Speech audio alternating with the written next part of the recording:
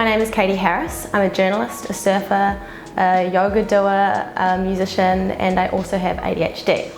I'm speaking today because I really want to share my story and how I found out I had ADHD and what it's like to inspire other people to speak up and talk about what ADHD is and how it's affecting their lives.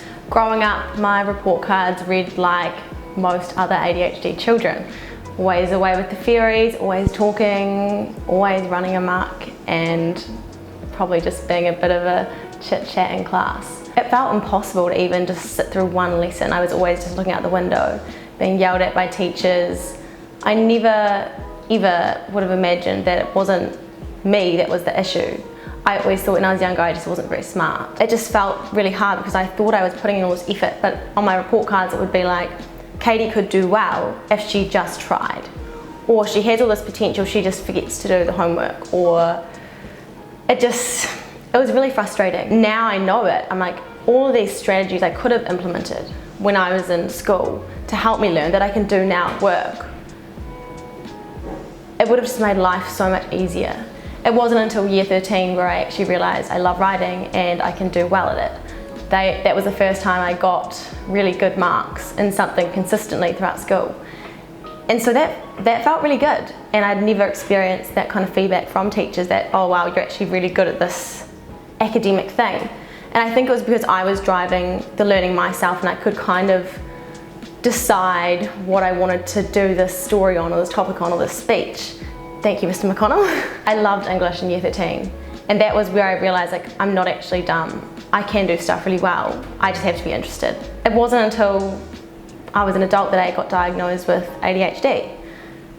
Everything leading up until then was kind of finally explained. All of my quirks and my inability to focus on stuff that I found really boring, and the things that affected my life so much were all explained by this diagnosis. For many people with ADHD, diagnosis is a huge barrier. It costs a lot of money. Some people pay thousands of dollars. Or even finding where to get diagnosed is hard. The way that we think of ADHD and the way that it's often framed in the common lexicon is that this crazy little boy running up the walls and throwing food, and there's so much more to ADHD than just that hyper side. It can just be inattentive. It could be that you can't, it's not just one box. Everyone with ADHD is different. There is a huge variety of symptoms.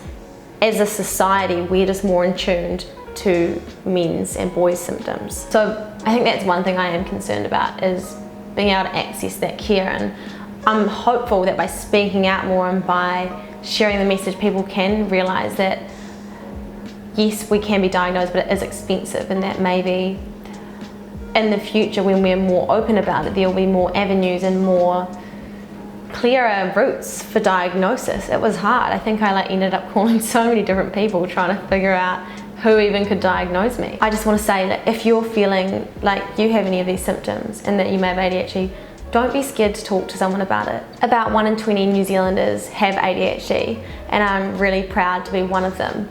The more that we speak up and talk about it, the less stigma there will be, and the less of these damaging stereotypes will exist. It's not something to be embarrassed about or ashamed about.